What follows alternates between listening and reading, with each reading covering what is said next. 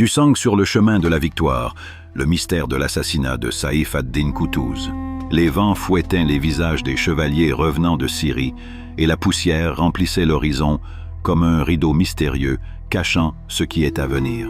L'armée est victorieuse, les drapeaux flottent, et les cœurs sont remplis de fierté. Mais dans les profondeurs des ombres, le destin tissait des fils de trahison, des fils qui allaient tirer le rideau sur l'un des plus grands héros de l'islam. Le retour de la gloire. Après la bataille d'Ain Jalut, le sultan Saïf ad-Din Qutuz se dirigea avec son armée vers le Caire. Sa voix emplissait l'air de confiance et de calme, alors qu'il s'adressait à ses dirigeants. « Aujourd'hui, nous avons relevé la tête de l'islam, et demain, nous le reconstruirons. Aucune religion n'est perdue si elle est soutenue par Dieu. » Autour de lui, Rukn al-Din Baibars était silencieux, regardant l'horizon lointain. Dans ses yeux, un mélange de fierté et d'inquiétude, comme si des vagues de pensées frappaient sa poitrine sans relâche. La dernière conversation nocturne. La caravane s'est arrêtée à mi-chemin entre Gaza et le Sinaï, où des tentes ont été dressées dans une vallée silencieuse qui repose entre les montagnes. Qutuz s'est assis avec Baibars seul près du feu. Le sultan a dit en fixant la flamme. « Ô Baibars, tu as prouvé aujourd'hui que tu es un chevalier sans égal. Si j'avais 1000 comme toi, j'aurais conquis le monde. » Baibars leva les yeux vers lui et dit d'une voix profonde. « Mon Seigneur, ce qui vient après la victoire est plus difficile que la victoire elle-même. Le sang et les postes changent les gens. » Qutuz sourit, comme s'il lisait entre les lignes. « La royauté appartient à Dieu, ô Baibars. Celui qui la cherche sans droit, Dieu le perdra même s'il échappe aujourd'hui. » Les deux se turent, et il n'y avait entre eux que le bruit du feu. Mais le feu n'était pas le seul à brûler cette nuit-là. La trahison dans l'ombre. Avec l'aube, la caravane a repris son chemin. La terre était silencieuse, et l'air était imprégné de l'odeur du désert.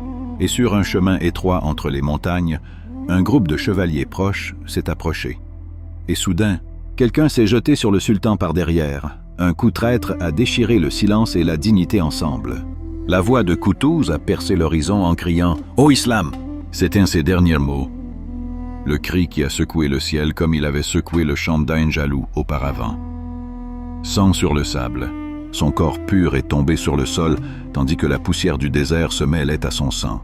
Baibars s'approcha, son visage impassible, et regarda le sultan qui avait sauvé la nation de l'anéantissement, puis dit d'une voix rauque « Que Dieu te ait en sa miséricorde, ô mon Seigneur. Tu étais l'épée de Dieu à une époque où les poignards étaient nombreux. » Personne ne le savait avec certitude. Est-ce que Baibars était derrière le complot? Ou bien les ennemis intérieurs voulaient faire tomber le héros avant qu'il n'achève de bâtir sa gloire? La vérité est restée prisonnière de l'histoire, entre des récits qui insinuent et d'autres qui se taisent. Le Caire pleure son héros. Quand la nouvelle est arrivée en Égypte, la tristesse a envahi chaque maison.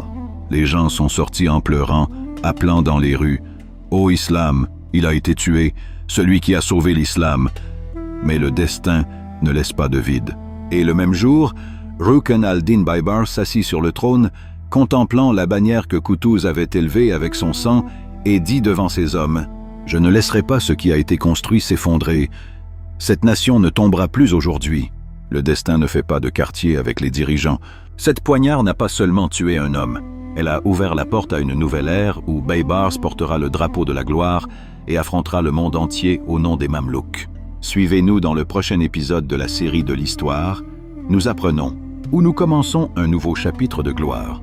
Baibars, le lion qui a hérité de la tempête. Comment il a reconstruit l'État et humilié à la fois les croisés et les Mongols.